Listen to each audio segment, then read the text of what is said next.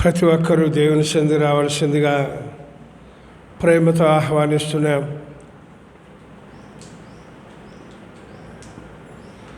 దేవాదేవుడు మనల్ని ప్రేమించి పాప శరీరాకారంతో ఈ లోకానికి వచ్చి మనల్ని జన్మ కర్మ పాపం నుంచి విడిపించి ఆ నరకంలో పడిపోకుండా తప్పించి పరలోకంలో సదాకాలం తనతో ఆనందింపచేయాలని చూపించిన ప్రేమ, చేసిన త్యాగం మనం తెలుసుకొని మారు మనసు పొంది పాప క్షమాపణ నిమిత్తం బాప్తిస్మం పొంది పరిశుద్ధాత్మని వరాన్ని పొంది దేవుని బిడ్డలంగా ఈ లోకంలో జీవిస్తూ దేవునిని అంగీకరించిన వారు అంగీకరించి రక్షణ పొందినట్లుగా దేవుడు ఆశిస్తూ మన ఆయుష్ను పొడిగిస్తున్నారు. కనుక ఏ భేదమును లేకుండా ప్రతి ఒక్కరూ దేవుని సన్నిధికి వచ్చి దేవుని మాటలు విని మేలు పొందాలని ప్రేమతో ఆహ్వానిస్తున్నాను. హల్లెలూయా.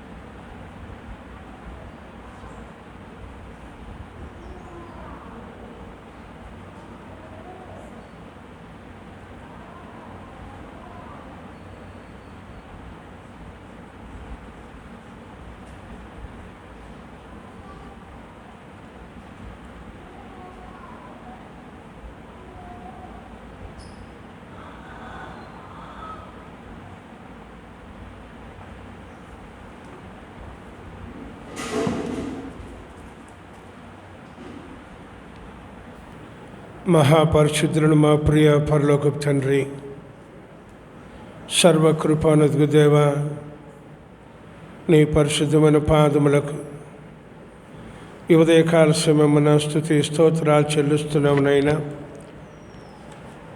ఆకాశం మహాకాశం సైతం పట్టజాలు నీవు మమ్మల్ని ప్రేమించి పాప శరీరాకారంతో ఈ లోకానికి వచ్చి తండ్రి అయిన దేవుని చిత్త ప్రకారము ప్రస్తుతపు దుష్టకాలములను మమ్మల్ని విమోచించాలని జన్మ కర్మ పాపం నుంచి విడిపించి నరకంలో పడిపోకుండా తప్పించి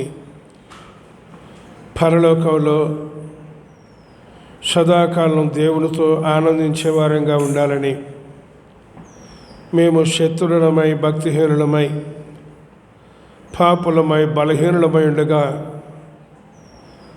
చేసిన త్యాగాన్ని బట్టి, బలియాగాన్ని బట్టి నీకు స్తోత్రాలు చెల్లిస్తున్నాం నైనా.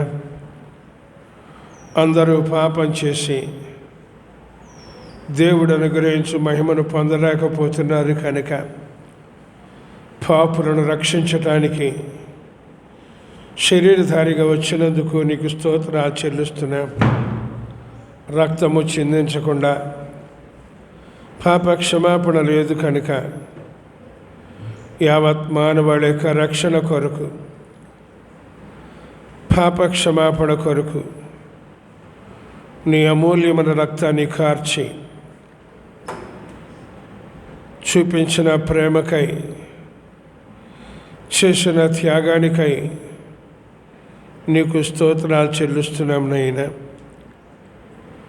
వీరిని పోనీడి, నన్ను పట్టుకొనుడి అని మా కొరకు నిన్ను నీవు అప్పగించుకొని మనుషులు చూడనొల్లని వానివిగా, వ్యసనాక్రాంతుడుగా, వ్యాధిని అనుభవించిన వాడవుగా అన్యాయపు తీర్పు పొంది వదకు తేబుడు గొర్రె పిల్లయు, బొచ్చు కత్తిరించిన గొర్రెయు మౌనంగా ఉన్నట్లు నువ్వు మా కోసం మౌనం వహించి నీ రక్తమంతటిని ధారపోసి మా పాపములను కడిగివేసి మమ్మల్ని పరిశుద్ధులుగా చేసి నీ ఎదుట నిలబెట్టుకోవాలని నీవు ఆశించి చేసిన త్యాగాన్ని బట్టి నీకు వందనాలనైనా.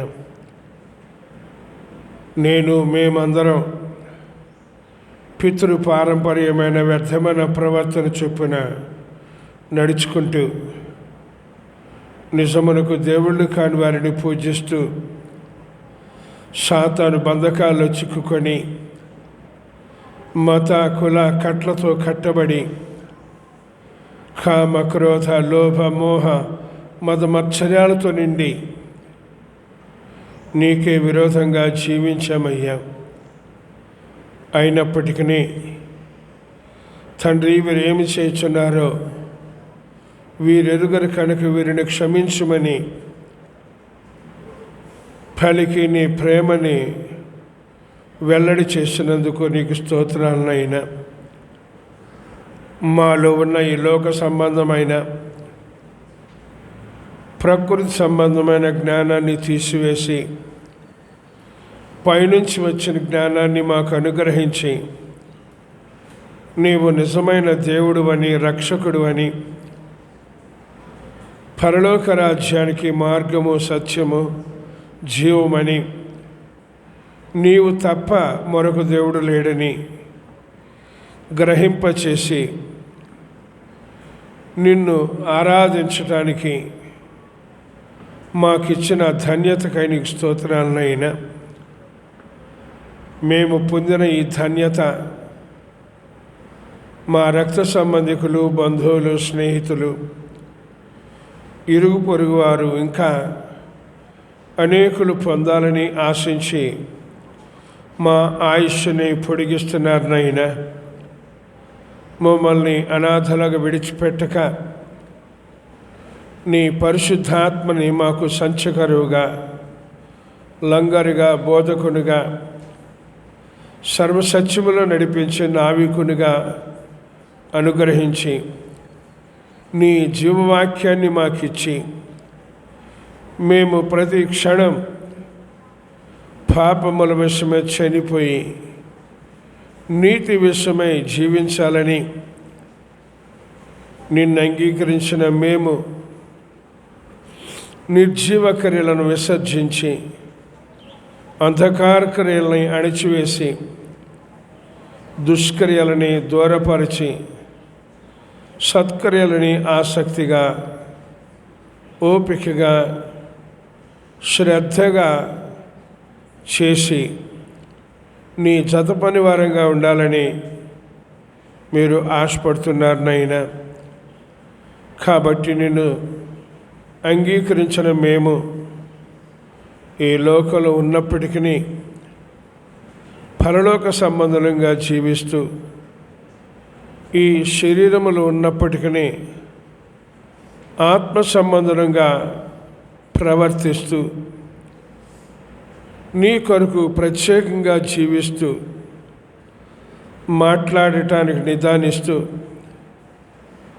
కోపించడానికి నిదానిస్తూ, యేసుక్రీస్తుని గురించిన మాటలు వినటానికి వేగిరపడుతూ, వినిన మాటల్ని విడిచిపెట్టి కొట్టుకొని పోనీయకుండా విశేష జాగ్రత్త కలిగి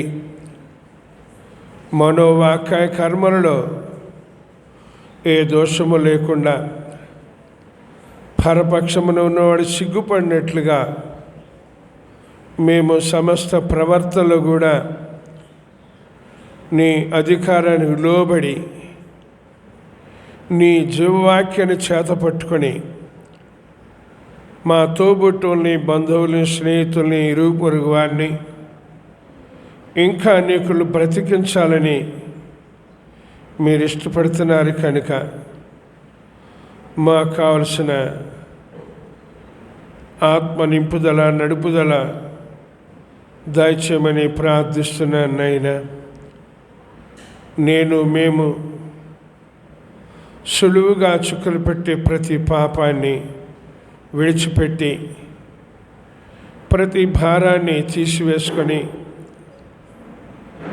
విశ్వాసమునకు కర్త, దానిని కొనసాగించువాడునైనా యేసు వైపు చూస్తూ మా ఎదుట ఉంచబడిన పందెములో ఓపికతో పరిగెత్తి విసుగక ఎడతెగక నిత్యము మెళకువగా ఉండి పట్టుదలతో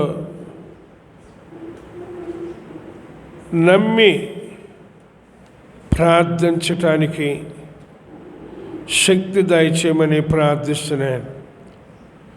మీరు ప్రార్థించేటప్పుడు వేటిని అడిగి ఉన్నారో వాటన్నిటినీ పొంది ఉన్నామని నమ్మండి అంటున్నారు. కాబట్టి చిన్న సహవాసం నువ్వు కోరుకున్నట్లుగా ప్రార్థించటానికి, నిర్జీవ క్రియలను విసర్జించి అంధకార క్రియలను అణిచివేసి దుష్క్రియలని దూరపరిచి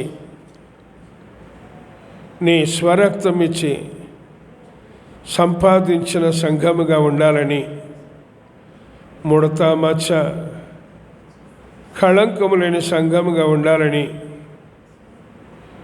నీ వాక్య ఉదక స్నానము చేత పవిత్రపరచబడుతూ పరిశుద్ధపరచబడుతూ ఉండాలని, సత్యమునకు స్తంభముగా ఆధారముగా ఉండాలని, జీవము గల దేవుని సహవాసంగా ఉండాలని ప్రార్థిస్తున్నాను నాయనా. నీకు సమస్తము సాధ్యమే. కాబట్టి చిన్న సహవాసములున్న నీ బిడ్డలందరి కోసం ప్రార్థిస్తున్నాను. బాప్తిస్వం పొందిన వాళ్ళు, బాప్తిస్వం పొందని వాళ్ళు ఉన్నారు కనుక పొందని వాళ్ళు పొందటానికి, పొందిన వాళ్ళు కూడా కాపాడుకుంటూ మరణం వరకు నమ్మకంగా ఉండి ఎవరికి ఆటంకంగా ఉండకుండా ఉండినట్లు శక్తి దయచేయమని ప్రార్థిస్తున్నాను నాయనా. అలాగే గ్రామంలో ఉన్న ప్రతి కుటుంబం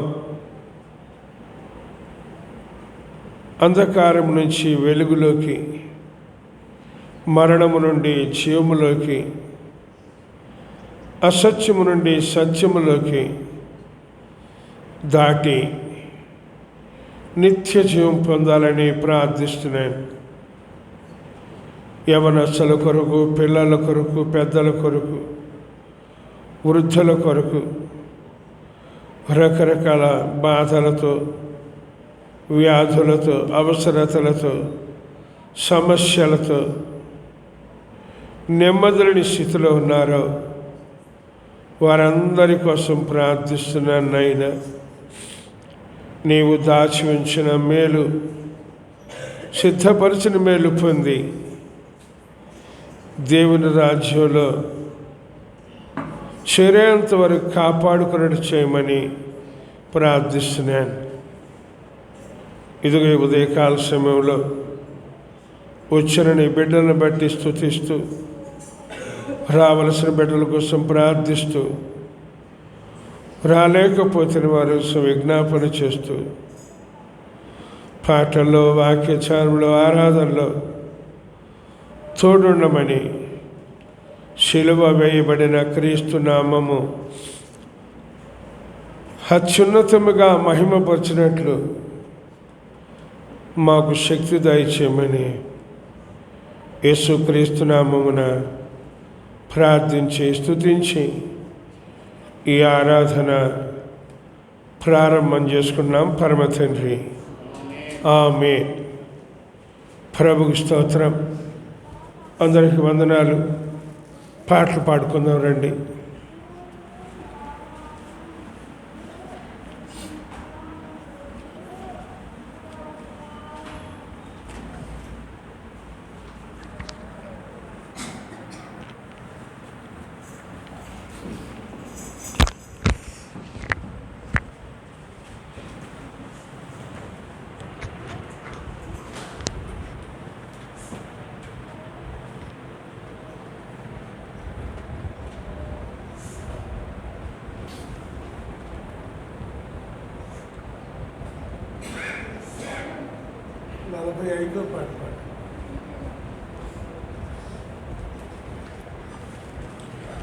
నలభై ఐదో పాట పాడు.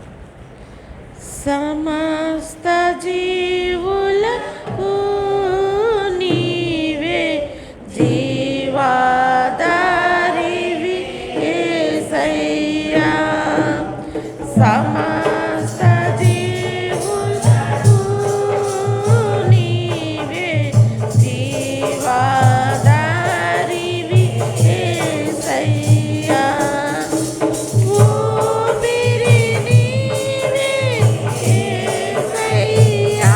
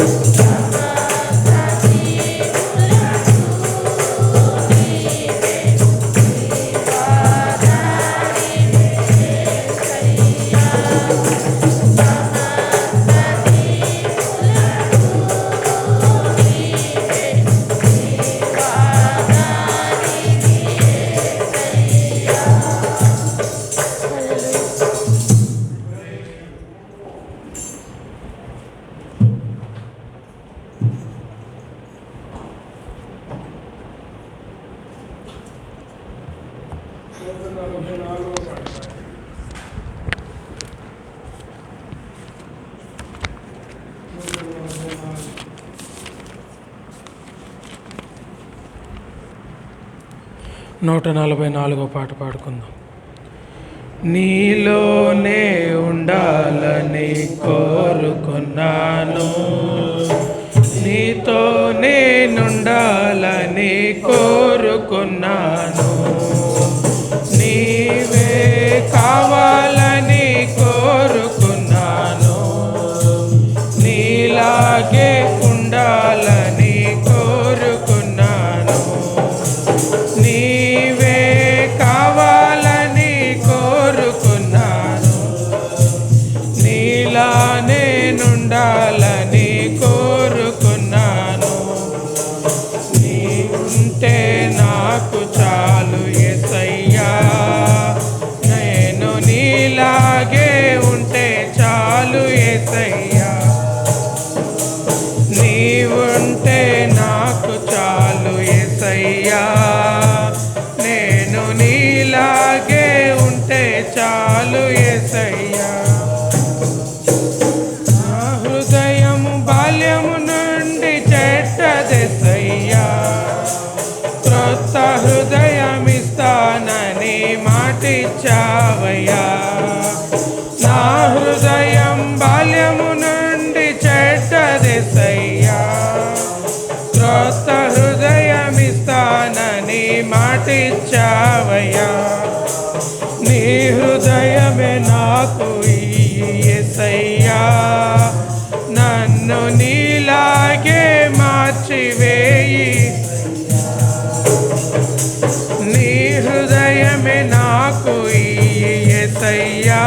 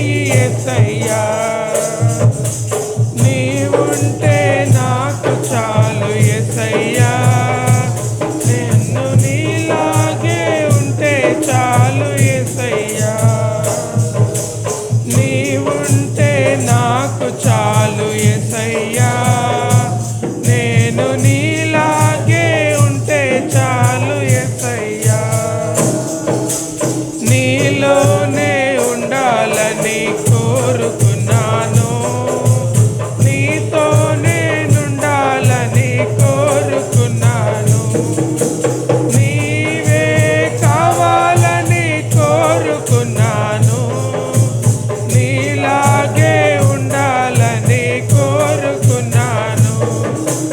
నీవే కావాలని కోరుకున్నాను, నీలానే నుండాలని కోరుకున్నాను.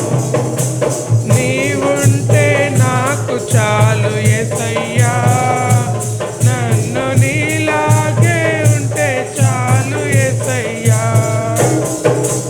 నీవుంటే నాకు చాలు యేసయ్యా, నన్ను నీలాగే మార్చివేయి యేసయ్యా. హల్లెలూయా.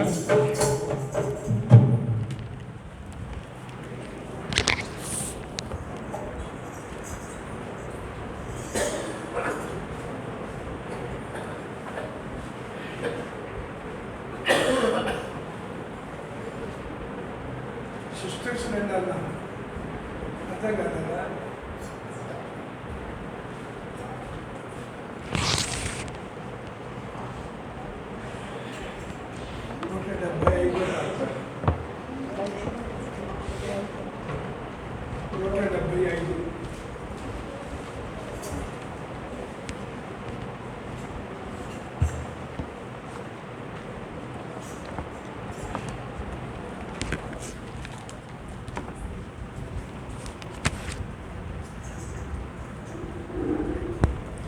యేసయ్యా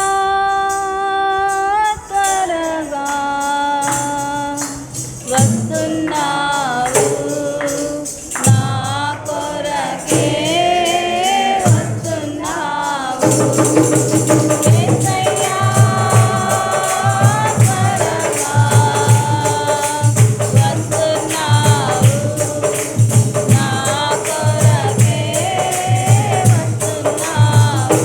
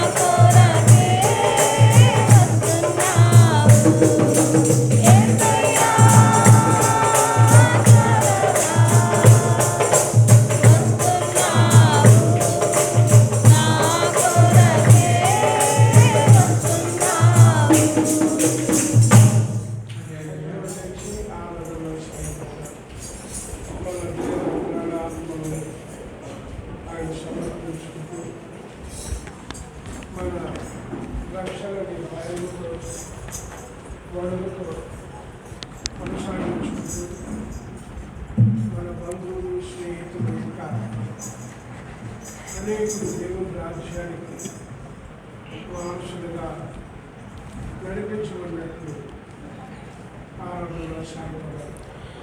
హల్లెలూయా హల్లెలూయా హల్లెలూయా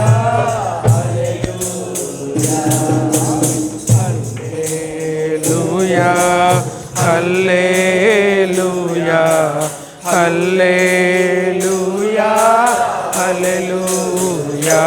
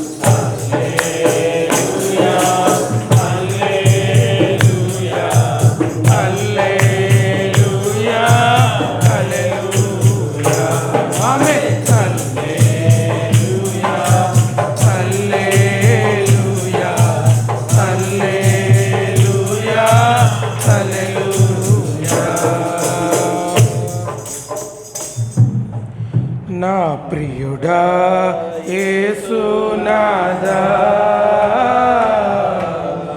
నీకే స్తోత్రము స్తోత్రములు నా ప్రియుడా యేసునాథా నీకే స్తోత్రములు నీవే నా ప్రాణం నీవే నా జీవం నీవే నా సర్వము నీవే నా అతిశయము నీవే నా ప్రాణం నీవే నా జీవం నీవే నా సర్వము నీవే నా అతిశయము నా ప్రియుడా యేసునాథా నీకే స్తోత్రములు నా ప్రియుడా యేసునాథా నీకే స్తోత్రములు ప్రధాన పాపిని పశుప్రాయుడ నేను పందివలె తోలాను కుక్కవలె తిరిగి ఉన్నాను ప్రధాన పాపిని పశుప్రాయుడను నేను పందివలె తోలాను కుక్కవలె తిరిగి ఉన్నాను అయినా ప్రేమించావు పాపమును క్షమించావు కుమారుడా అన్నావు నీ పరిచర్య చేయమన్నావు అయినా ప్రేమించావు పాపములు క్షమించావు కుమారుడా అన్నావు నీ పరిచర్య చేయమన్నావు నా ప్రియుడా యేసునాథా నీకే స్తోత్రములు నా ప్రియుడా యేసునాథా నీకే స్తోత్రములు ఏ మంచి లేదయ్యా నన్ను ప్రేమించుటకు ఏమిచ్చి నీ రుణం తీర్చెదనయ్యా ఏమి లేని దరిద్రుడను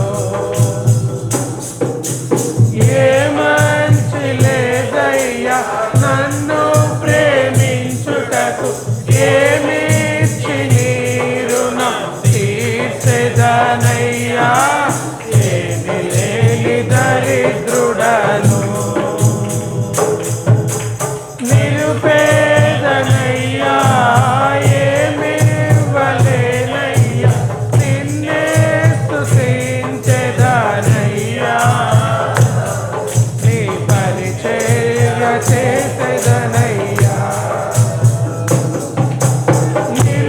నిరుపేదనయ్యా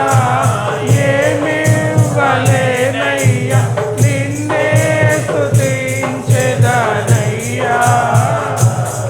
నీ పరిచర్య చేసెదనయ్యా నా ప్రియుడా యేసునాథా నీకే స్తోత్రములు నా ప్రియుడా యేసునాథా నీకే స్తోత్రములు బ్రతుకలేనయ్యా నీవు లేక క్షణమైన బ్రతికింపువా నీ కృపలో బలపరచుము నీ ఆత్మతో బ్రతుకలేనయ్యా నీవు లేక క్షణమైన బ్రతికించుము నీ కృపలో బలపరచుము నీ ఆత్మతో నీవే దయాళుడవు నీవే నా దేవుడవు కరుణించవా నా ప్రియుడా నీ కృపా నిత్యముండును గాక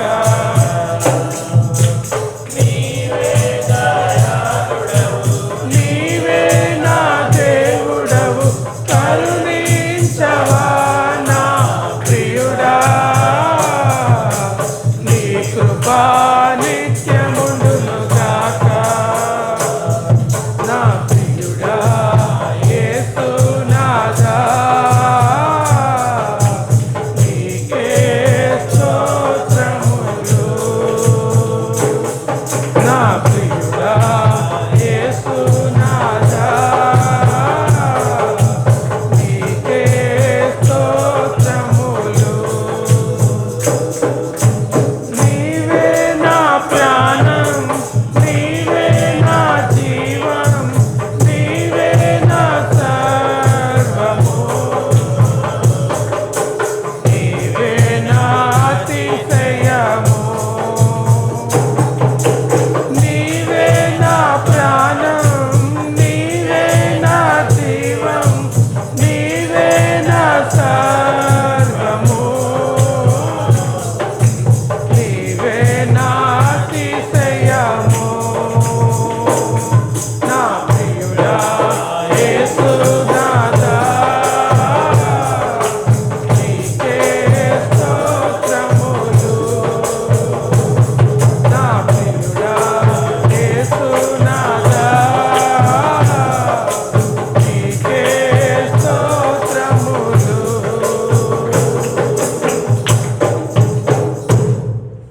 Thank you, Jesus. Thank you, Jesus. Thank you, Jesus. Thank you, Jesus.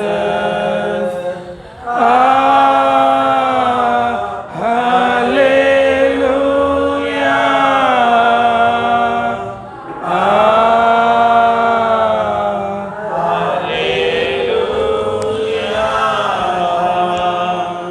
Hallelujah.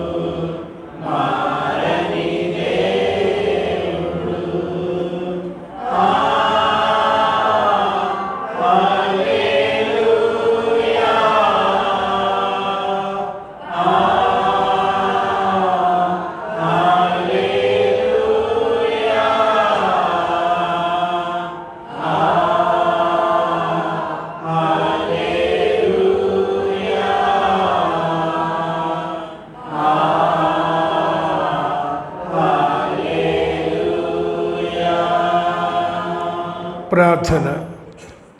మహాపరిశుద్ధుడు మా తండ్రి, మరొకసారి నిన్ను స్తుతిస్తూ ప్రార్థిస్తున్నాం నైనా. దూరస్థలమైన మమ్మల్ని సమీపస్తులుగా చేసుకున్నారు.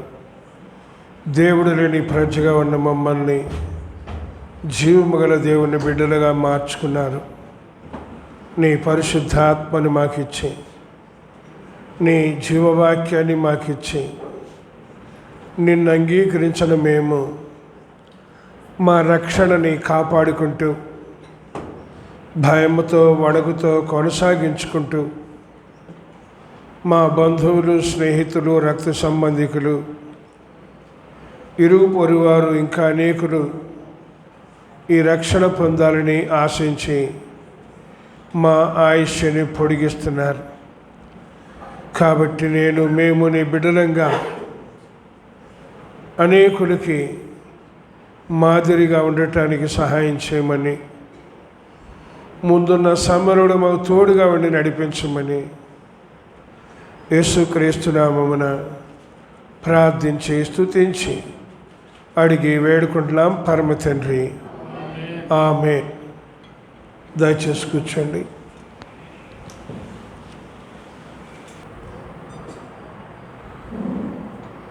ప్రభుకి స్తోత్రం. మీ అందరికీ ప్రభు నామమున నా శుభాభివందన తెలియజేస్తున్నాను. దేవుని వాక్యం ధ్యానం చేసుకుందాం. హెబ్రీ పత్రిక 11వ అధ్యాయం 5-6 వచనాలు చదువుకుందాం. హెబ్రీ పత్రిక 11వ అధ్యాయం 5-6 వచనాలు. విశ్వాసమును బట్టి హనోకు మరణము చూడకుండానట్లు కొనిపోబడెను. అతడు కొనిపోబడక మునుపు దేవునికి ఇష్టుడై ఉండెనని సాక్ష్యము పొందెను. కాగా దేవుడు అతని కొనిపోయాను కనుక అతడు కనబడలేదు. విశ్వాసము లేకుండా దేవునికి ఇష్టుడై ఉండుట అసాధ్యము. దేవుని యొద్దకు వచ్చువాడు ఆయన ఉన్నాడనియు, తన్ను వెదుకు వారికి ఫలము దయచేయువాడనియు నమ్మవలని కదా. చిన్న ప్రార్థన చేసుకుందాం. మహాపరిశుద్ధుడు మా ప్రియ పరలోకపు తండ్రి, సకల ఆశీర్వాదములకు కారణభూతుడు మా దేవ, మరొకసారి నిన్ను స్తుతిస్తూ ప్రార్థిస్తున్నాం నైనా. మహాకాశం సైతం పట్టజాలు నీవు మా కొరకు శరీరధారిగా వచ్చి నీ పరిశుద్ధాత్మ ద్వారా పాపమును గురించి, తీర్పును గురించి, నీతిని గురించి ఒప్పించి మమ్మల్ని నూతన సృష్టిగా, నూతన జన్మ అనుభవానికి నడిపించారయ్యా. అలాగ నూతన జన్మ పొందిన మేము ఈ అంచె దినాల్లో ఎలా ఉండాలి, ఎలా ఉంటున్నాం? మా తోబుట్టువులు, బంధువులు, స్నేహితులు, ఇరుగు పొరుగు వారు, పరిచయస్తులు ఇంకా అనేకులు దేవుని రాజ్యానికి వారసులుగా మార్పు చెందాలని మీరు కోరుకుంటున్నారు కనుక మా ముందుకు తీసుకుని వచ్చిన ఈ వాక్యములో నుండి మాకు కావలసిన ఆత్మ సంబంధమైన విషయాలని తెలియచేయమని, మేము ఎవరికి ఆటంకంగా ఉండకుండా అందరికీ ఆశీర్వాదకరంగా, ప్రతి ఒక్కరి ప్రయోజనకరంగా, నీకు మహిమకరంగా ఉండటానికి సహాయం చేయమని మా ముందుకు తీసుకుని వచ్చిన ఈ వాక్యములో నుండి కావలసిన ఆత్మ సంబంధమైన విషయాలని తెలియచేయమని, ఘనత, మహిమ, ప్రభావాలు మీరే ఆరోపించుకొనమని, నా సొంత మాటలు ఏది రాకుండా చేయమని యేసుక్రీస్తు నామమున ప్రార్థించి స్తుతించి అడిగి వేడుకుంటున్నాం పరమ తండ్రి. ఆమేన్.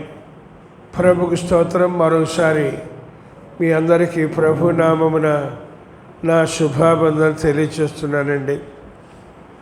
మనం ప్రభువుని అంగీకరించాం. ఎలా ఉండాలి, ఎలా ఉంటున్నాం? తెస్సలోనికి రాసిన మొదటి పత్రిక 4వ అధ్యాయంలో పౌలు గారు చనిపోయిన వారి విషయం గురించి మీరు చింతించవద్దు, అన్యజనులు ఏమీ తెలియక అలా చింతిస్తూ ఉంటారు, మీరైతే అలా చింతించవద్దు అని ఒక విషయం చెప్తారు. ఎవరైతే యేసు ప్రభువుని అంగీకరించి ఆయన యందు ఉండి ఈ లోకాన్ని విడిచిపెడతారో వారు, తర్వాత అంగీకరించి వాక్య ప్రకారం జీవిస్తున్న ప్రతి ఒక్కరు కూడా ఒక రోజున యేసు ప్రభు మధ్యాకాశానికి తన దూతల పరివారంతో వస్తారని,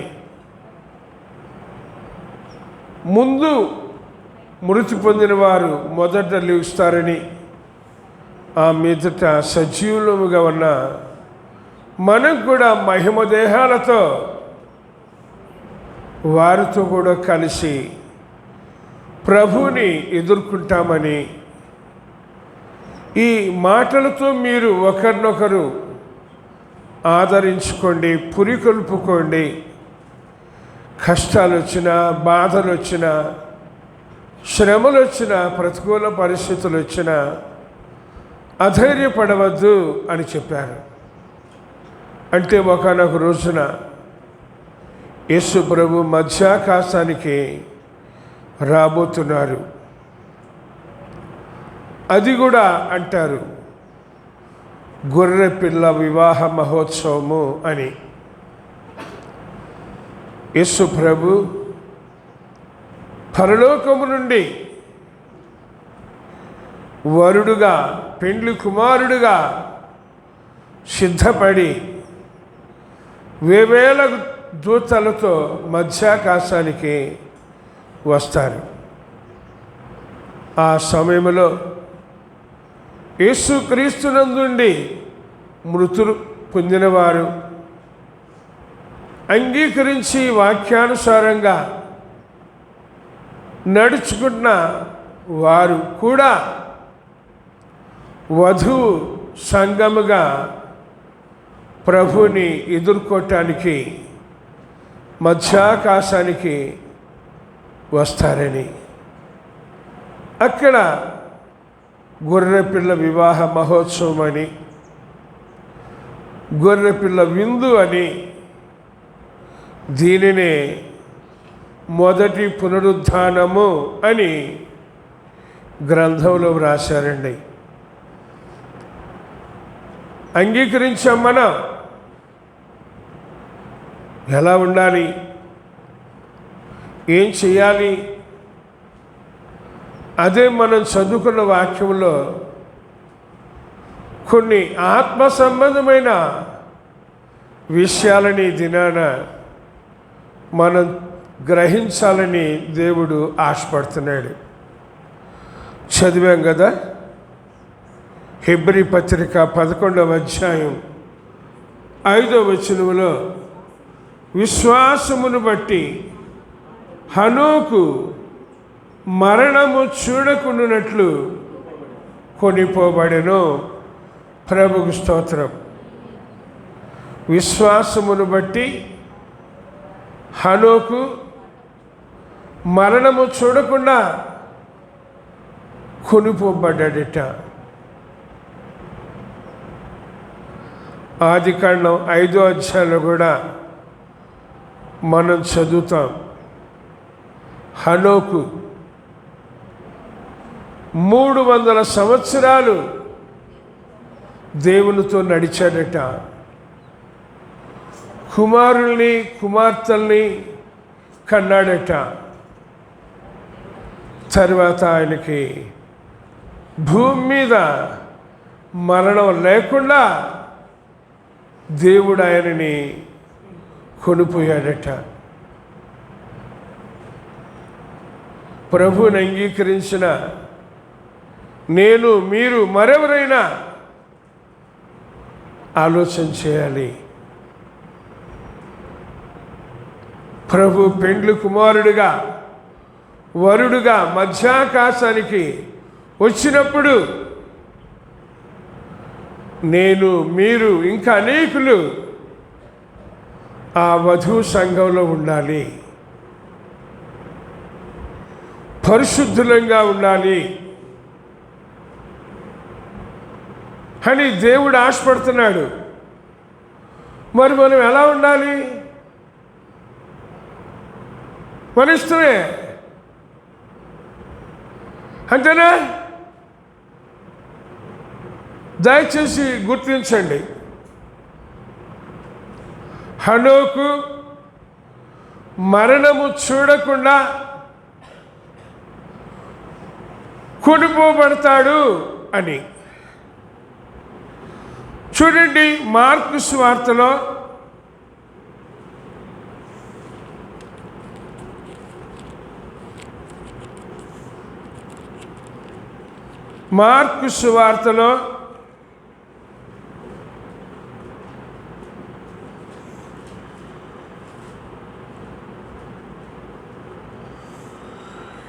యేసు ప్రభు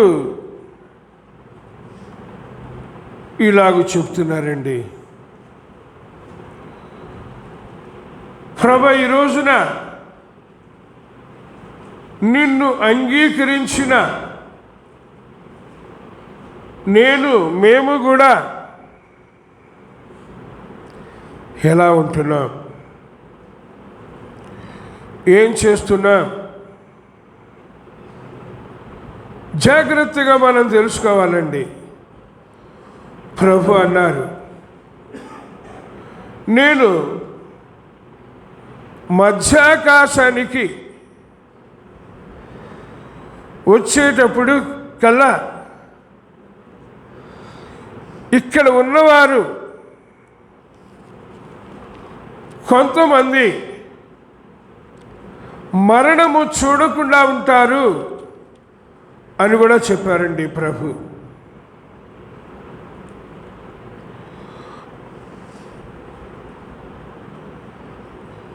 మార్కు సువార్త 9వ అధ్యాయం 1వ వచనం చూడండి. మరియు ఆయన ఇక్కడ నిలిచి ఉన్న వారిలో కొందరు దేవుని రాజ్యము బలముతో వచ్చుట చూచు వరకు మరణము రుచి చూడరని నిశ్చయముగా మీతో చెప్పుచున్నాను నేను. అర్థమైందా? యేసు ప్రభు కూడా చెప్పారు, ఆయన మధ్యాకాశానికి వచ్చేటప్పుడు లేదా దేవుని రాజ్యము బలముతో వచ్చేటప్పుడు కొందరు మరణము చూడకుండా ఉంటారు అని. మన ఆశ ఏంటి? మన ప్రార్థన ఏంటి? దేనికోసం ఆశపడుతున్నా?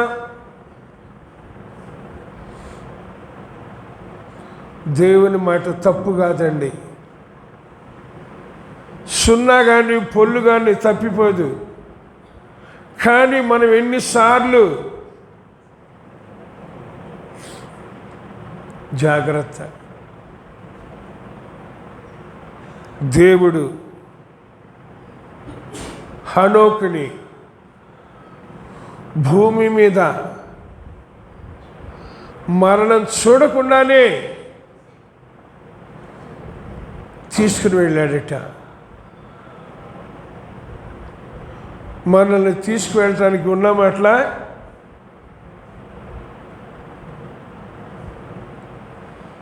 స్వపరీక్ష చేసుకుందామండి. ఏదో ఉన్నాం అని కాదు,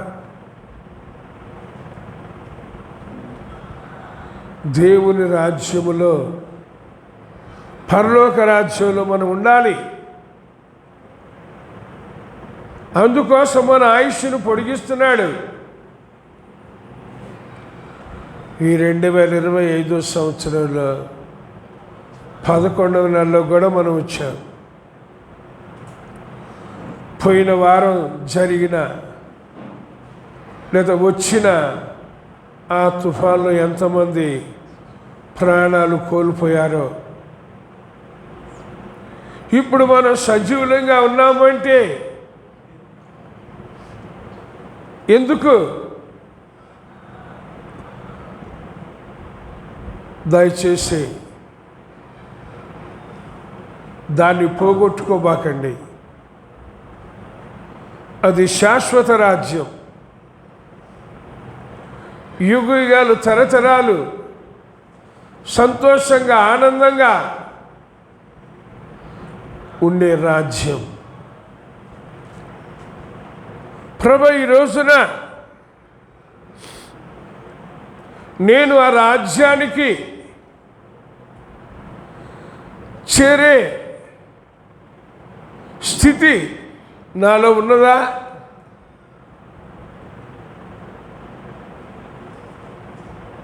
ఉన్నదా?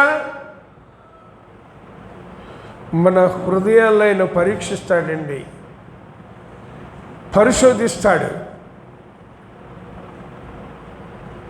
హనోకుని ప్రాణంతోనే పౌలు గారు చెప్పారు. ఆ రోజున కొంతమంది ముందు ప్రభువునందుండి మృతులైన వారట, మరి కొంతమంది సజీవులుగా ఉండే కొనుక్కోబడతారట. యేసు ప్రభు కూడా చెప్పారు, ఆ రోజు వరకు కొంతమంది మరణాన్ని చూడరు అని. మరి మన స్థితి ఏంటి? మనం దేనికోసం, ఎలా? దయచేసి అర్థం చేసుకుందామండి. అంగీకరించాం, బాప్తిస్మం పొందాం. ప్రభు చెప్పారు, లోకంలో మీకు శ్రమ కలుగుతుంది, నా నిమిత్తం మీరు మనుషులందరి చేత ద్వేషించబడతారు,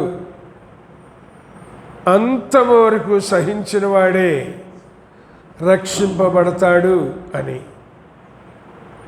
ఎలా ఉండాలి? ఏం చేయాలి? చదువుతున్నాం మనం. హనోకు మరణం చూడకుండా కొనిపోబడక మునుపు దేవునికి ఇష్టుడై ఉండెను అని సాక్ష్యం పొందేటండి. అర్థం చేసుకుందాం. హనోకు దేవునికి ఇష్టుడై ఉండెను అని సాక్ష్యం పొందారు అని వ్రాయబడిందండి. మరి ఈ రోజున నేను దేవునికి ఇష్టడనేనా? నా ప్రశ్న. నేను దేవునికి ఇష్టడనేనా? మీకు వచ్చిందో రాలేదో నాకు తెలీదు. వచ్చినా దాన్ని ఏం చేశారనేది నేను అడగను. ఇష్టమైన మనం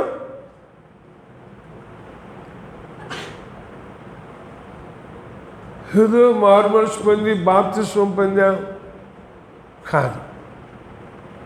నేనైనా మీరైనా మరెవరైనా దేవునికి ఇష్టలుగా ఉండాలి. ఉన్నానా నేను? నా ప్రశ్న, నా ప్రార్థన అది. ప్రభు, ఈ రోజున నేను నీకు ఇష్టమైన వారిగా ఉన్నానా? చూడండి, కొరింథీయులకు రాసిన మొదటి పత్రికలో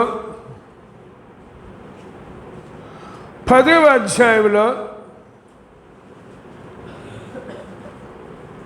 3వ వచనం నుంచి చూడండి.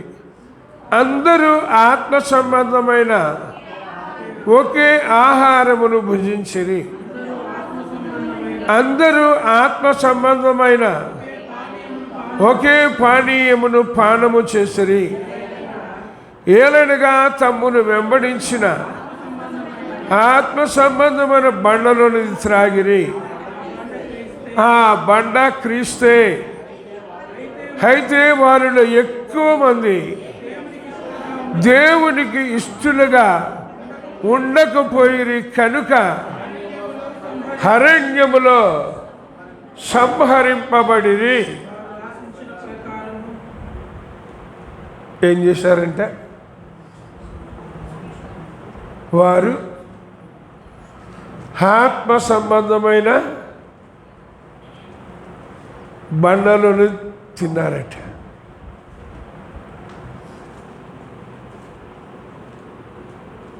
ఒకే ఆహారాన్ని భుజించారు, ఆత్మ సంబంధమైన ఒకే పానీయాన్ని పానం చేశారు. ఇప్పుడు చాలామంది ఆరాధనలో పాల్గొంటారు. ఇది యేసు ప్రభు యొక్క శరీరం, ఇది యేసు ప్రభు కార్చిన రక్తం. చాలామంది దానిని అనుసరిస్తారు.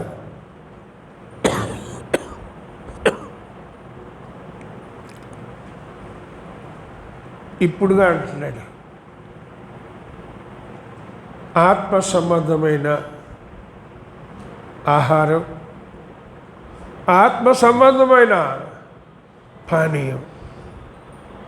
ఎక్కువ మంది ఇష్టలుగా లేరటండి దేవునికి. దేవునికి ఎక్కువ మంది ఇష్టలుగా లేరట. మరి ఎంతమంది ఉన్నారో తెలుసా? దేవుడు చెప్తాడు, యెహోషువ, కాలేబు వాళ్ళిద్దరేనంట. మరి మనం ఇష్టలమేనా? ఆఖరు మోషే కాదంట, అహరోను కాదంట, మిర్యాము కాదంట, వాళ్ళ కుటుంబాలు కాదంట, వాళ్ళ పిల్లలు కాదంట, ఇశ్రాయేలు 10 గోత్రాల ప్రధానులు కాదంట.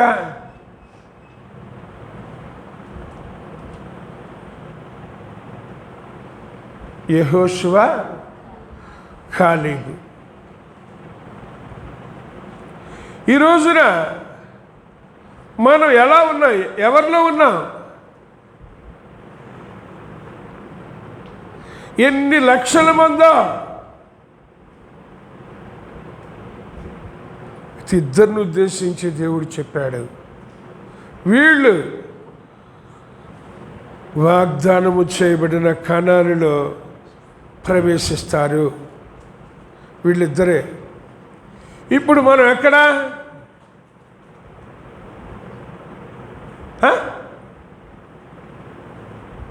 ఎవరు చూశారులేండి? ఆ రోజు అగ్నిని కాతుంటే అప్పుడు తెలుసుద్ది. ఎవరు చూశారు? ధనవంతుడు ఎప్పుడు చూశాడు? మనం ఎప్పుడు చూస్తాం? భయం ఉందా మనకి? భయం ఉందా? దేవునిని అంగీకరించాం కానీ దేవుని భయం లేదు, దేవుని ఆజ్ఞల భయం లేదు, దేవుని వాక్యమును గురించిన భయము. జాగ్రత్త. హనోకు ప్రాణంతో కొనిపోబడక మునుపు దేవునికి ఇష్టడుగా ఉన్నాడట. మరి నేను ఎలా ఉన్నా? ఎప్పుడైనా ప్రశ్న వేసుకున్నానా? ఎప్పుడైనా ఏదో పాడా, ఏదో చెప్పా, ఏదో చేశా, ఏదో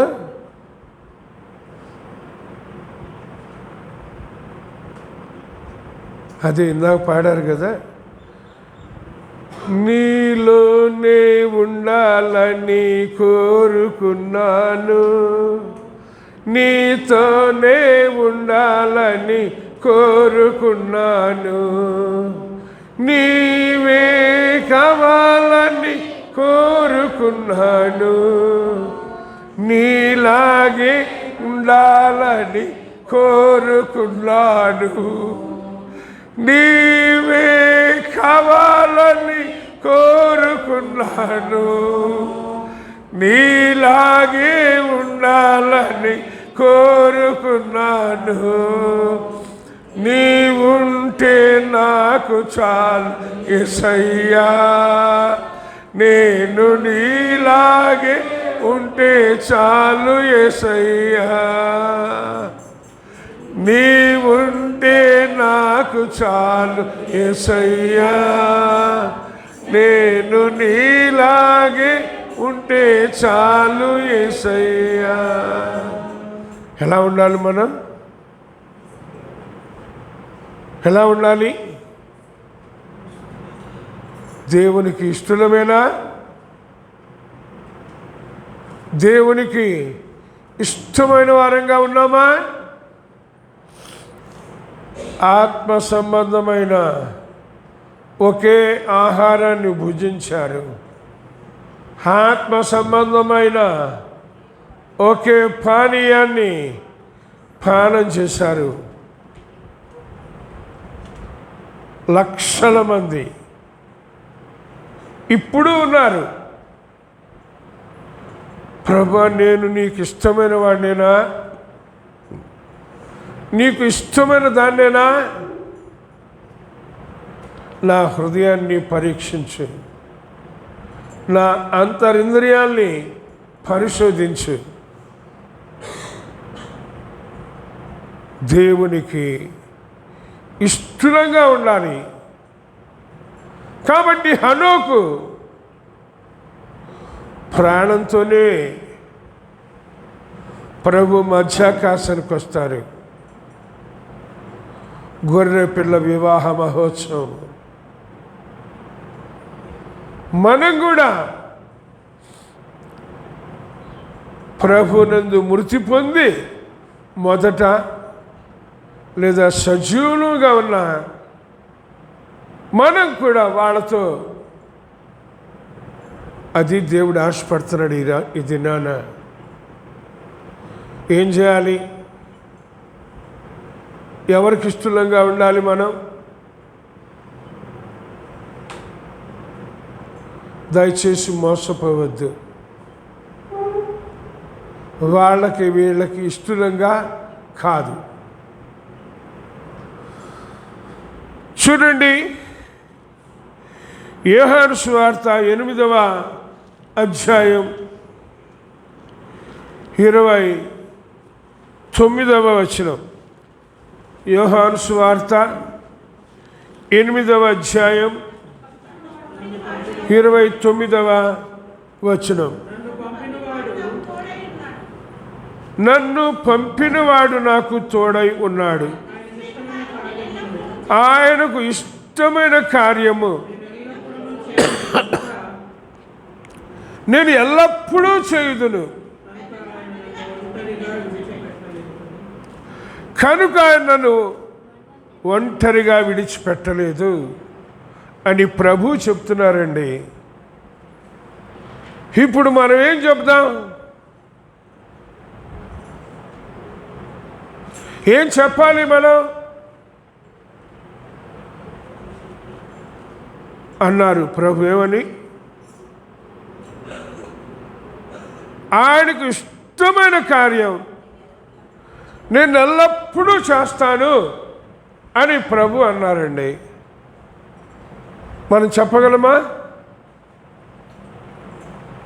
మనం చెప్పగలమా?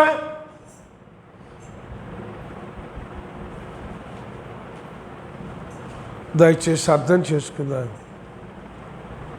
నేను కూడా అలా చెప్పాలి ప్రభువా.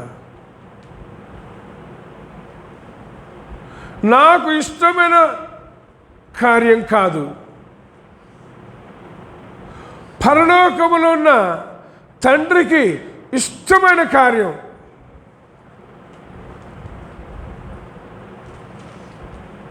అర్థం చేసుకుందాం. పరలోకానికి వెళ్తామా?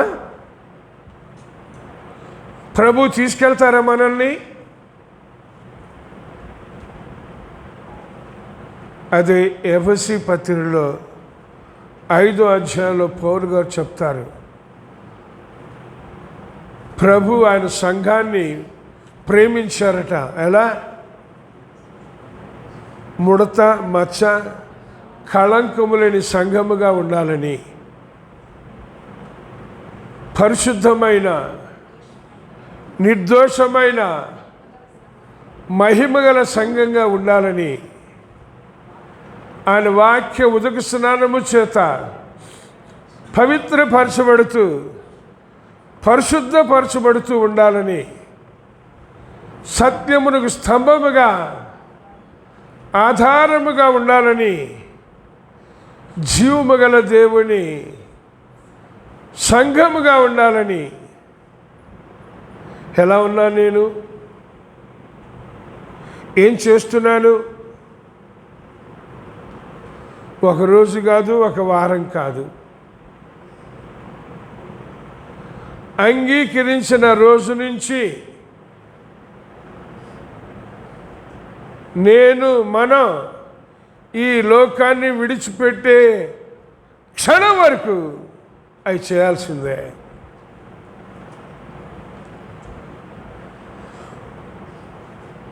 మేము కూడా నీకు ఇష్టమైన పని చేయాలి. పొరపాటున నాకు ఇష్టమైన పని చేయకూడదు. నాకు ఇష్టమైన పని చేయకూడదు. నాకు నేర్పించు ప్రభువా, నాకు సహాయం చేయి ప్రభువా. దయచేసి అర్థం చేసుకుందామండి. హనోకు కొనుపోబడక మునుపు దేవునికి ఇష్టడుగా ఉన్నట్లుగా యేసు ప్రభు కూడా ఎల్లప్పుడూ తండ్రికి ఇష్టమైన కార్యం చేసినట్లుగా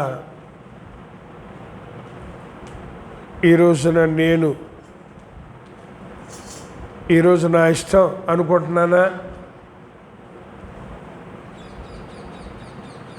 అదే ప్రకటన గ్రంథం 2వ అధ్యాయంలో 10వ వచనంలో చెప్తారు, మరణం వరకు నమ్మకముగా ఉండుము. మరణం వరకు నమ్మకముగా ఉండుము. ఉన్నానా? నమ్మకంగా ఉన్నానా? నేను మాత్రం నమ్మక ద్రోహం చేయకూడదయ్యా. నువ్వు నన్ను నమ్మి నీ ఆత్మని నాకిచ్చి, నీ వాక్యాన్ని నాకిచ్చి, కొందరైనా నేను నమ్మాలని ఆశపడతా ఉంటే నేనేం చేస్తున్నాను? నమ్మకంగా ఉన్నానా? చేస్తున్నానా? యేసు ప్రభు మాట చెప్పారు, తన ప్రాణాన్ని కాపాడుకోవాలి అనుకునేవాడు దాన్ని పోగొట్టుకుంటాడంట. ప్రభు నిమిత్తం నా ప్రాణం పోయినా పర్వాలేదు అనుకునేవాడు దాన్ని దక్కించుకుంటాడంట. ఇప్పుడు మనం ఏ కోవకు చెందిన వాళ్ళం?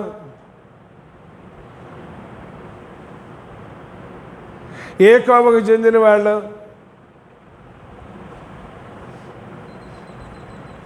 చెప్పండి. ప్రాణం పోయినా పర్వాలేదు నా ప్రభు కోసం అనేవాళ్ళమేనా? చెప్పండి.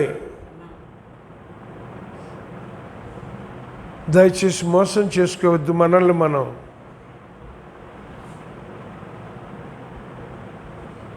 దయచేసి తెలుసుకుందాం. యేసు ప్రభు నా కోసం తన ప్రాణాన్ని పెట్టాడు. మరి నేను నా ప్రభు కోసం ప్రాణం పోతే పోయింది అనే విశ్వాసం ఉందా? ధైర్యం ఉందా? చెప్పాడు, తన ప్రాణాన్ని దక్కించుకోవాలి, కాపాడుకోవాలి అని అనుకునేవాడు ఆయనకు పాత్రుడు కాడట. ఇప్పుడు మనం ఆయనకి పాత్రులమేనా?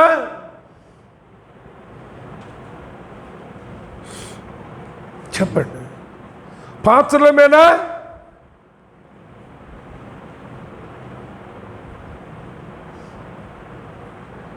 దయచేసి తెలుసుకోండి. మన ఆయుష్ను పొడిగిస్తున్నాడు. ప్రభువా, నేను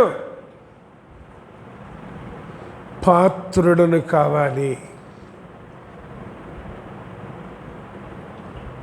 నువ్వు ఆశించినట్లుగా నేను నీ కొరకు ఎల్లప్పుడూ నీకు ఇష్టమైన కార్యం చేయాలి. ఏం చేయాలి? అదే మనం తెలుసుకోవాలి, గ్రహించాలి. సమయాన్ని సద్వినియోగం చేసుకోవాలి.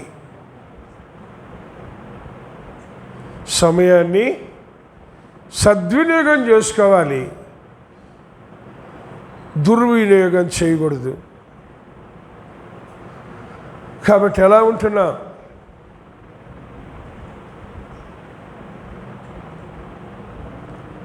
దయచేసి ఆలోచన చేద్దాం.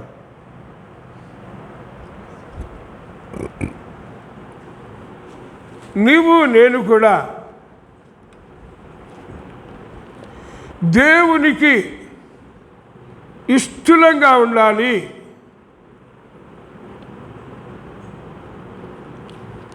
అంటే కొన్ని మాటలు వ్రాయబడ్డాయి. సామెతల గ్రంథం 11వ అధ్యాయం 20వ వచనం. మూర్ఖ చిత్తులు యెహోవాకు హేయులు, యథార్థముగా ప్రవర్తించువారు ఆయనకు ఇష్టులు. ప్రభుకు స్తోత్రం. దేవునికి ఎవరు ఇష్టులో వ్రాయబడిందండి. చెప్పారు ఏమని? మూర్ఖ చిత్తులు యెహోవాకు హేయులు. కొంతమంది మూర్ఖంగా ప్రవర్తిస్తుంటారు.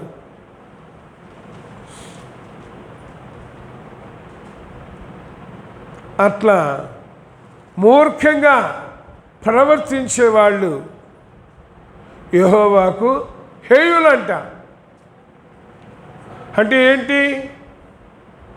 మనం మూర్ఖంగా ఉండకూడదు అని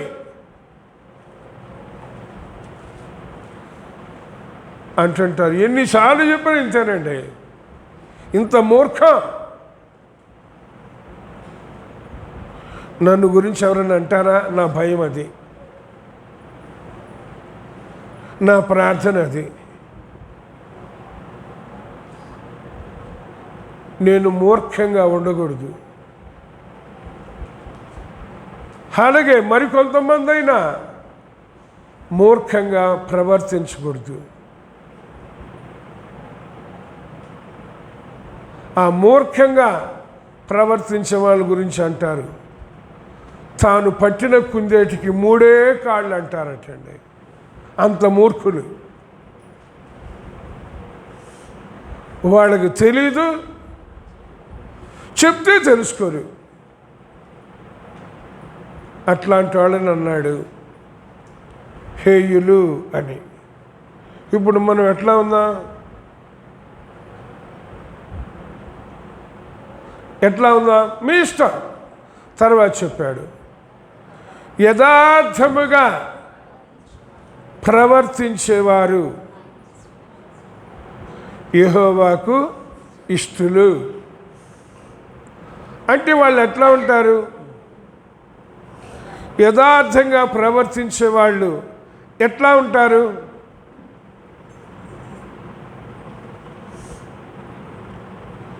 మన భాషలో చెప్పాలంటే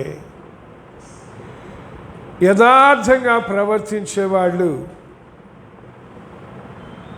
ఎటువంటి మోసము చేయరండి. ఎటువంటి మోసము చేయరు.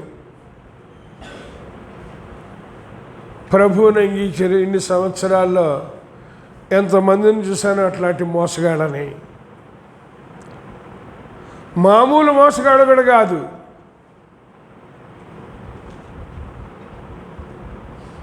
అర్థమైందా అండి?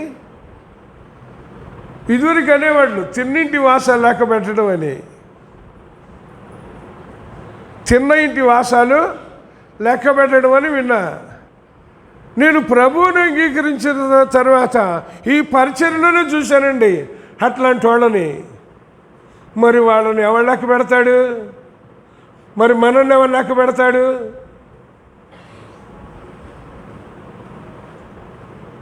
దయచేసి గుర్తుపెట్టుకోండి,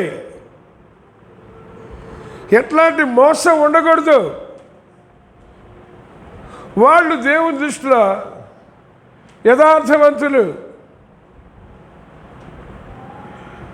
రెండవది, ఎట్లాంటి అన్యాయం లేదా అబద్ధం ఆడకూడదు. ఎన్ని అబద్ధాలు అంగీకరించిన వాళ్ళు, ఎన్ని అబద్ధాలు.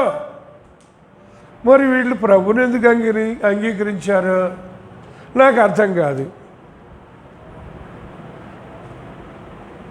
ఇక దాన్ని బట్టి నేనెందుకు వ్యర్థంగా ఉండాలని, ప్రభు నేను మాత్రం ప్రాణం పోయినా అబద్ధం ఆడకూడదయ్యా. మరి మీరు అవకాశవాదులమా? జాగ్రత్త. మోసం, అబద్ధం,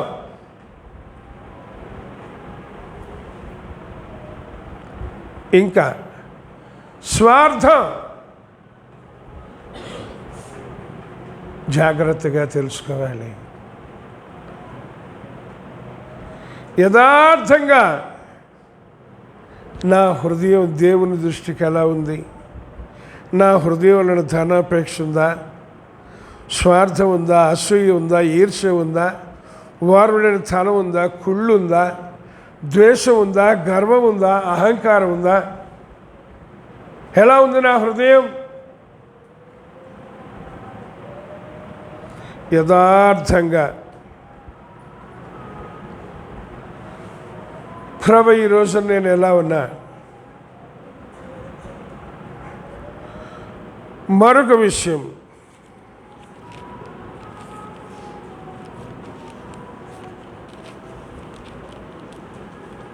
ఈ సామెతల గ్రంథంలోని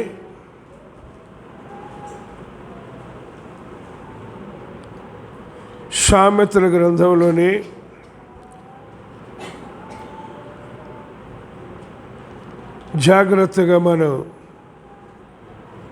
వాక్యాన్ని నేర్చుకుందామండి. 12వ అధ్యాయం 22వ వచనం.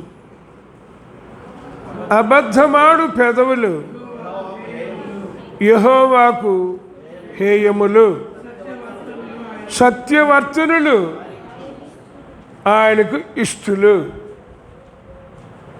ఇప్పుడు మనం అబద్ధమా సత్యమా? తక్కువడం కాదండి. సగం అబద్ధం ఉంటుంది, సగం సత్యం ఉంటుంది. అంత తెలివితేటలు ఇస్తాడు వాడు. మనల్ని పూర్తిగా అబద్ధికులు అనడం, పూర్తిగా సత్యవంతులు అనడం, అట్లాంటి కేటగిరీలు పెడతాడు. ప్రభు ఈరోజు నేను ఎలా ఉన్నా, ఏం చేస్తున్నా? పొరపాట్లు కూడా అబద్ధం ఆడకూడదు. ప్రభు అంటారు యోహాను సువార్త 8వ అధ్యాయం 44వ వచనంలో, మీరు మీ తండ్రి అపవాది సంబంధులు, అతడు అబద్ధికుడు, అబద్ధనమునకు జనకుడు. కాబట్టి మీరు కూడా మీ తండ్రి దురాశలను నెరవేర్చగోరుచున్నారు అని. మరి నన్నేమంటాడు? సత్యవర్తనుడు అంటాడా? అబద్ధికుడు అంటాడా?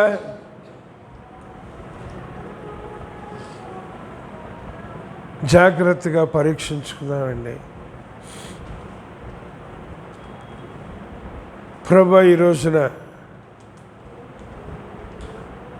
ఇక్కడ ఎవ్వరు కూడా అబద్ధికులుగా ఉండకూడదు, మూర్ఖులుగా ఉండకూడదు. యథార్థంగా ఉండాలి. సత్యమును అనుసరించాలి. ప్రాణం పోయినా పర్వాలేదు. దావీదు మహారాజు అంటాడు కీర్తనలు 86వ అధ్యాయంలో, యెహోవా నేను నీ సత్యమును అనుసరించి నడుచుకున్నట్లు నీ మార్గమును నాకు బోధించుము. సత్యమును అనుసరించి నడుచుకున్నట్లు నీ మార్గమును నాకు బోధించుము. నీ నామమునకు భయపడినట్లు నా హృదయమునకు ఏక దృష్టి కలుగు చేయి. 86:11 వచనమేనా? ప్రభుకు స్తోత్రం. అర్థం చేసుకుందామండి. ప్రాణం పోయినా మేము సత్యవర్తులంగా ఉండాలి. సత్యమును అనుసరించిన వారంగా ఉండాలి.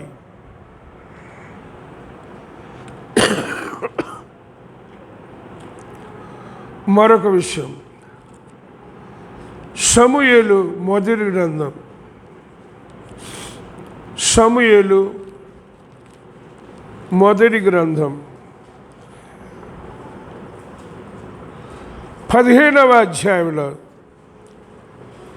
22వ వచనం, తాను సెలవిచ్చిన ఆజ్ఞను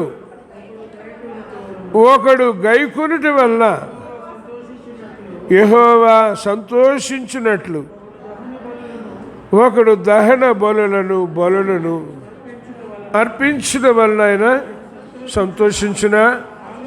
దీన్ని ఇంకొక రకంగా మనం తెలుసుకోవాలంటే, ఎవరైనా సరే ఆయన ఆజ్ఞను అనుసరించి నడుచుకుంటే దేవునికి ఇష్టలు. ఆజ్ఞని అనుసరించి నడుచుకుంటే, ఇప్పుడు ఆయన ఆజ్ఞని నేను అనుసరించానా? ఆ ఆజ్ఞని అనుసరించకుండా ఏదేదో ఇస్తే దేవునికి సంతోషం కాదు, దేవునికి ఇష్టం కాదు. ప్రభా, ఈ రాత్రి మేము అందరం నీ ఆజ్ఞల నుండి కుడికి కానీ ఎడమ కానీ తొలగకూడదు, వెనుక తట్టు చూడకూడదు. నీ ఆజ్ఞలను అన్నిటినీ అనుసరించి నడుచుకుంటూ దేనిని వదిలిపెట్టకూడదు. నీకు ఇష్టంగా ఉండాలి. ప్రభు, ఈ రోజున హనోకు గారి గురించి దేవుడు చెప్తాడు. యథార్థంగా ఉన్నాడు, సత్యాన్ని అనుసరించాడు, నా ఆజ్ఞలన్నిటినీ.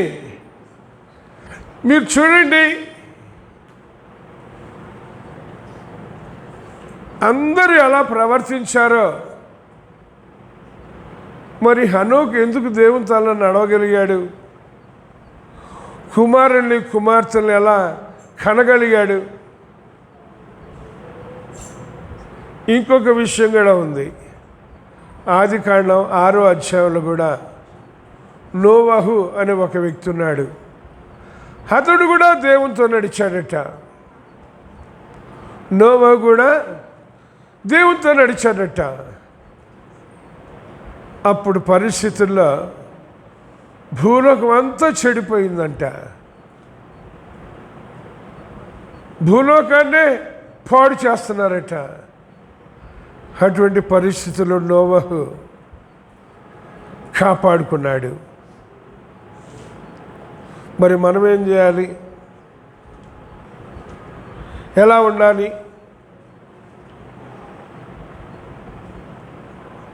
అంటున్నాడు. ప్రభువుని అంగీకరించిన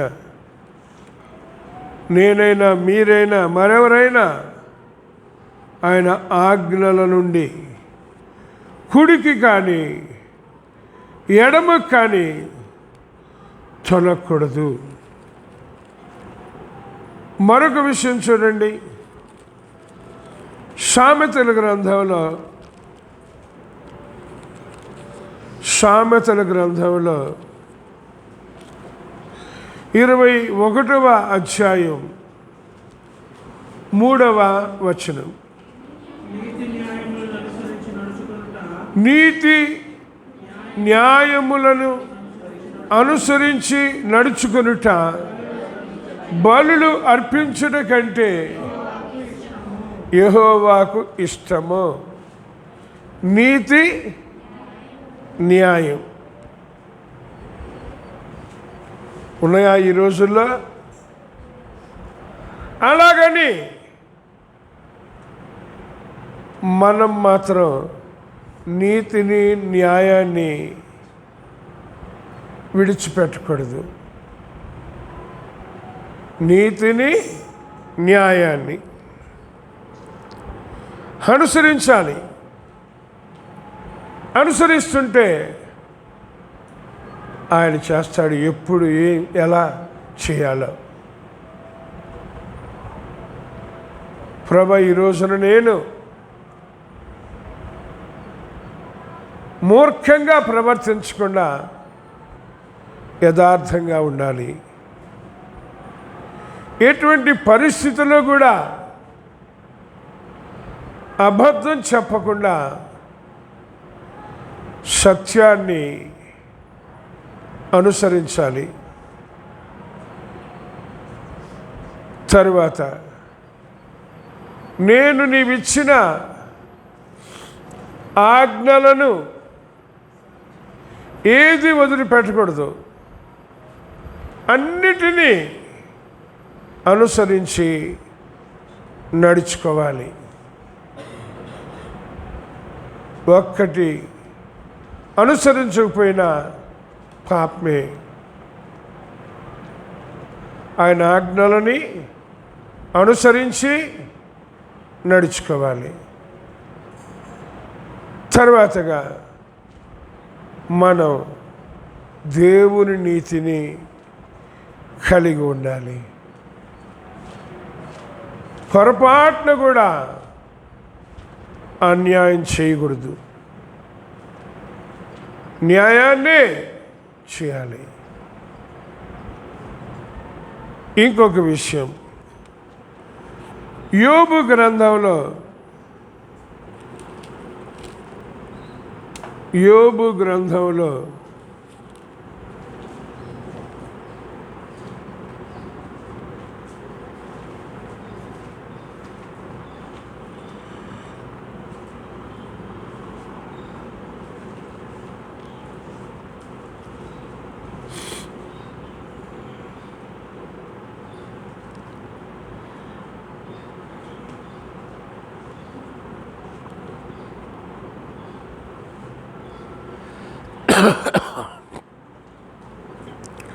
22వ అధ్యాయం 21వ వచనం, ఆయనతో అనగా దేవునితో మనం సహవాసం చేయాలి.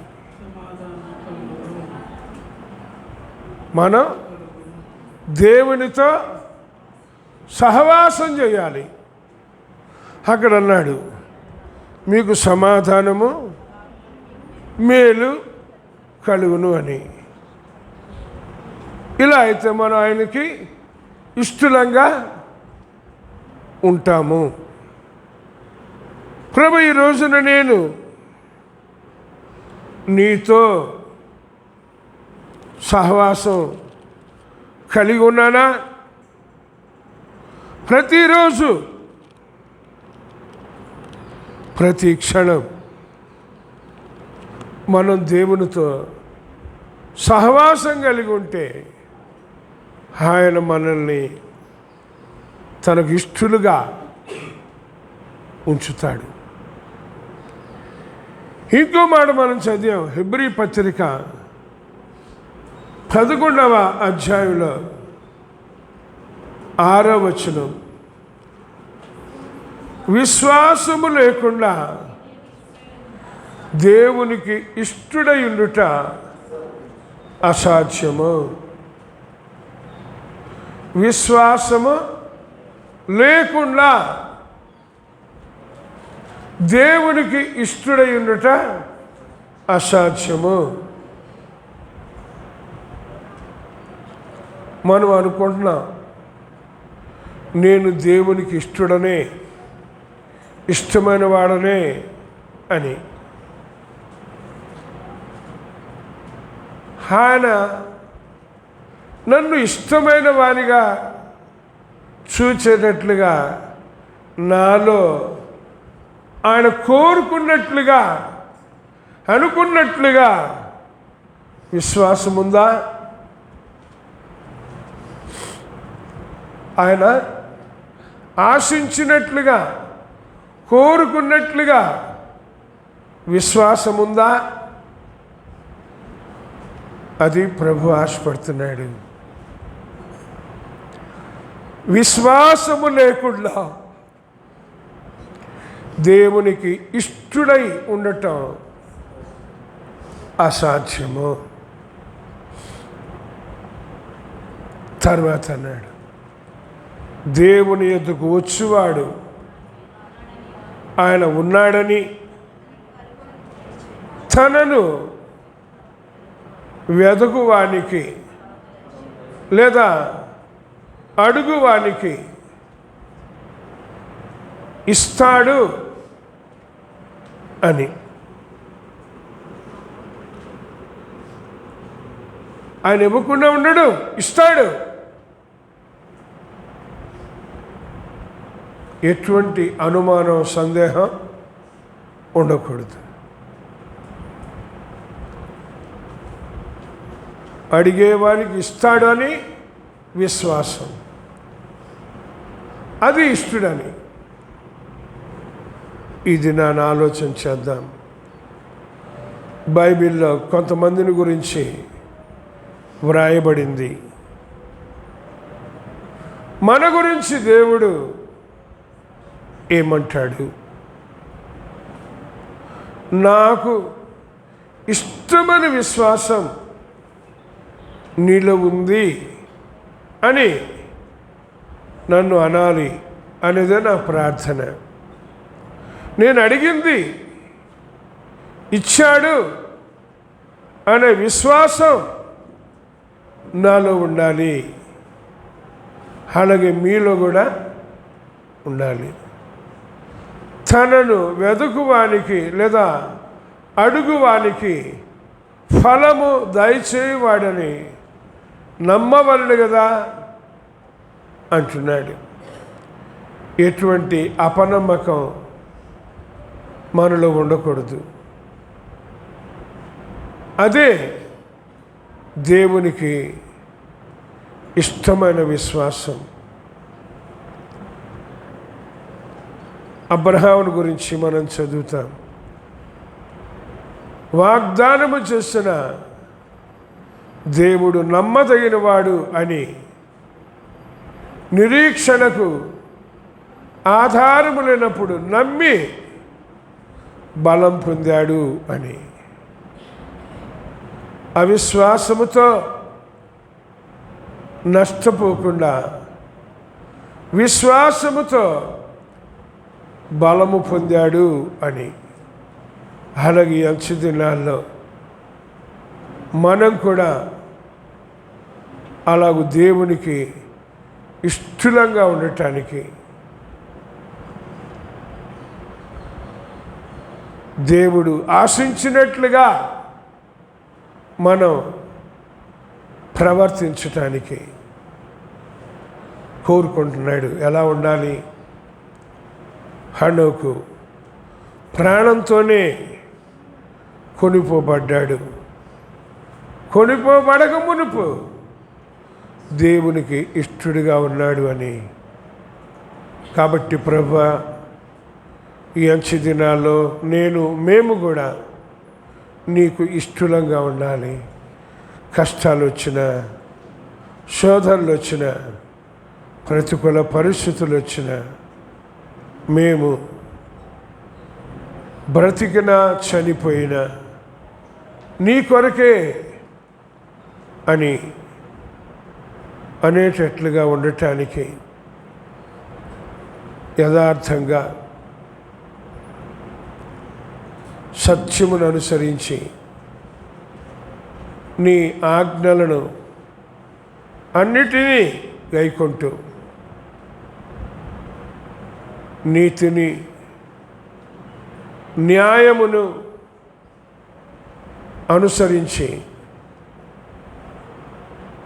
నీతో సహవాసం కలిగి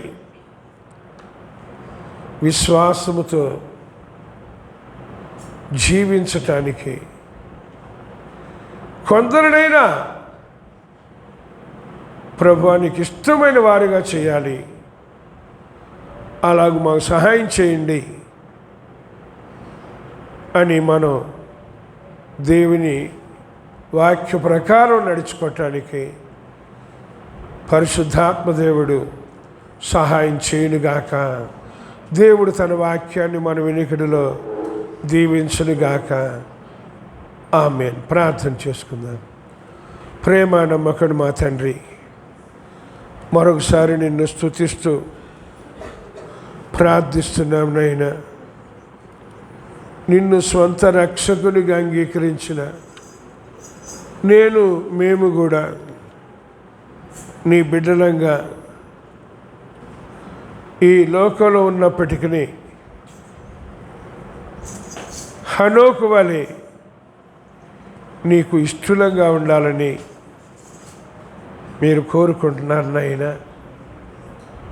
కాబట్టి మేము లోకమాలిన్యం అంటుకొనకుండా, లోక మర్యాదను అనుసరించకుండా, లోకాన్ని కానీ లోకంలో ఉన్న వాటిని కానీ ప్రేమించకుండా, లోకంతో స్నేహం చేయకుండా,